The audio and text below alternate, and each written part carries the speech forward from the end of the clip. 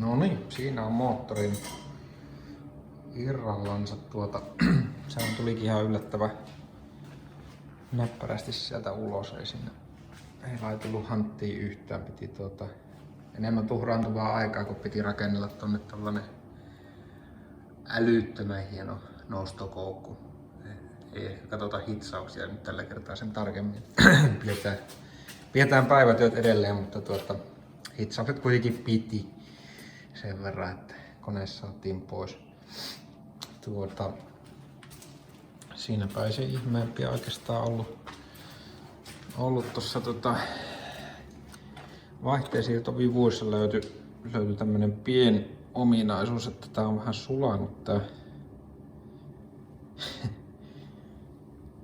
kuula, tää, mitenhän päin tää nyt on tuolla, jotenkin näin. En muista. Mä oon vähän ihmetellyt, kun kakosvaihde on ollut vähän sellainen oudon tuntunut, että se on ollut hyvin tavallaan pitkälle joutunut vetää sen, eli niin kuin tuntunut, että vaihekepistä loppuu liike kesken. Niin vähän pelkäsin, että siellä vaihelaatikossa jotain sanomista, mutta mä luulen, että tää varmaan on vaikuttanut vähän asiaan. Se on sen verran lämpöisessä paikkaa. Tää on täällä apuasemassa itse asiassa tuossa noinikkaasti sanoen suurin piirtein noin kiinni, niin no pakosarja tuossa yläpuolella, se on se vissiin sen verran lämmin paikka, että se on sit sulattanut tuon pois. Niin. No, siihen uusi osa varmasti löytyy, mutta täytyy nyt keksiä sit jotain, millä sen saa sulamisen estettyä. Mulla on nämä muut vaihteensiirtovivut olikin tehty tämmöiset kovat. Näillä ei ole mitään muoviosia. Tää on vaihdettu nämä kuulat tänne päähän ja samaten tänne vaihdelaatikkoon. Ihan läpi pulteella vetästy tonne. Ne on napakat ja toiminut tosi hyvin. Nämä oli ihan tiukat. Näillä ei varmaan tarvitse tehdä yhtään mitään. Siinä on tommonen jännä lukkoklipsi, millä se lukittuu paikalleen. Ja pituutta saa säädettyä. Ja itse asiassa täällä on muistaakseni tuolla on tehty vähän sellainen quick shift-tyyppinen ratkaisu, eli muutettu pikkusen alkuperäistä välityssuhdetta tuohon vaihdevipuun. Muistaakseni eteen ja taakse liikevaihekepissä on vähän lyhyempi, sivusuunnassa on normaali. Ja. Ei siinä. Tää pakosarja. Tää on sen niminen firma kuin Street Turbo tehnyt jossain vaiheessa. Mikkelissä toimi silloin. Ei ole enää hengissä se firma, mutta ihan vesijohtoputkesta on murjottu tommonen sarja. En mä tiedä, ei siitä. Ei pysty valittamaan, hyvin se on toiminut. Ja vähän ruosteessa, mutta siinä on sen verran materiaalipaksuutta, että ei ole ihan heti ongelma. Ja tossa on ulkoisen hukkaportin liitäntä ja tuossa on ahtimen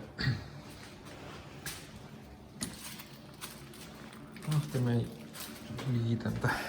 Tulevat suunnilleen alkuperäisen akun paikalle siihen. Ja tästä oli tarkoitus vetää sitä screamer-paippi suoraan sitten alas. Sitä itse asiassa ei ole edes tehty vielä. Hukkaportti puhalti tuohon vaihelaatikon kylkeen suunnilleen, mutta onneksi ei sitten nyt tule. Ja. Semmosia. Tuolla tuo pakoputkesta, niin downpipe on ihan 2,5 tuumasta tavan putkeen. tuolta näkyy, sitä alkaa 3-tuumainen rosteriputki, että tälle nyt toivottavasti sais vähän jotain tehneet, mutta tässä on kyllä todella ahdasta, niin kuin näkyy. Tässä on ohjaustehostimen putket niin ihan pari sentin päässä tuosta downpipeista. Niin en tiedä miten sinne saisi sopimaan isomman, mutta yritetään. Se varmasti auttaisi kyllä.